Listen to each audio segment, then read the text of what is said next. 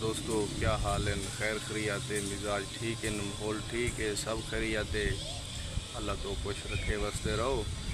ये है जो कल असा एक वीडियो अपलोड की थी है दोस्तों ने एक मशवरा किया से मशवरा मंगिया से असा कि यार साकू कोई छोटा जिया काम दसो, बिजनेस दसो, कारोबार दसो। कमेंट्स करके साकू आगाह करो अपने तजर्बे नाल, अपनी तालीम नाल।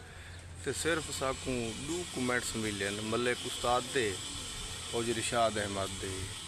ते दोस्तें सारी वीडियो कुछ डिठी भी है तो बस वो मैं को एक मिसाल याद आ गई है जो एक बुढ़ड़ी पा खीर दा की दे दूध वाले कने खीर वाले कने जिले वो गिलास छड़ दिते वो टुर पई है। जिले घर गई है दरवाजे ते खड़ी है, जिले अंदरों गई है खीर को डिठेस गिलास डिठेस तो मच्छी का पूंगा वदा है, मच्छी का पूंगा वो सड़ मरे जल्दी जल्दी वलीए इकू दूध वाले को खड़िया के सी के नंबर मोटरसाइकिल दी कतरा खड़ी उहें के चाहे वे अम्मा उहें के अल्लाह दा बंदा ये तो देख तो सही ये तो मच्छी का पूंगा वदा वो तो भरी वदा दरिया कने पानी।